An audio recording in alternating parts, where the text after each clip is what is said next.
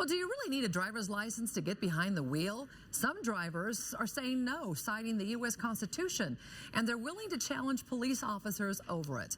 The Spokane County Sheriff says his deputies have dealt with 2 of these so-called free travelers in just the last week. KXLY4's Allie Norton working for you tonight. She joins us live along the Sherman Street overpass. Allie, you have to have a driver's license. Come on.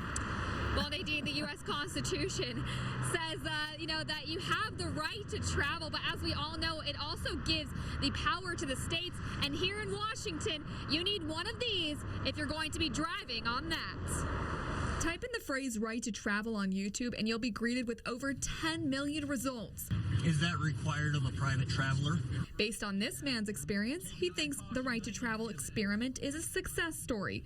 And others, right now you're impeding my right to go, my right to travel. Many of these videos show drivers challenging law enforcement about needing a license.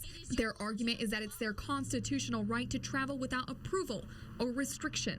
These people just don't think they have to obey any laws. They don't have to obey any authority, and hence they don't need driver's licenses. Sheriff Ozzie Knezevich's deputies have dealt with 2 similar incidents in the last 4 days.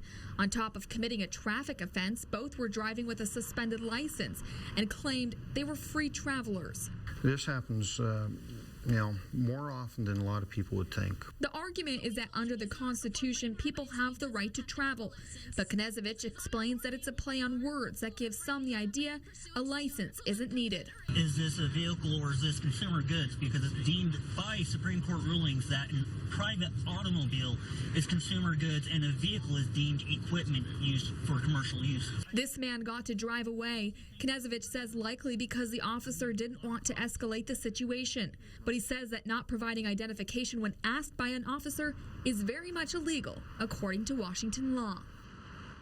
And Knezevich just plain out says that these people are a public nuisance to drivers on the road. He points out that if they are in a car accident with somebody and it's their fault, it's your insurance that's going to be the one footing the bill. Reporting live tonight, I'm Allie Norton, KXLY4 News.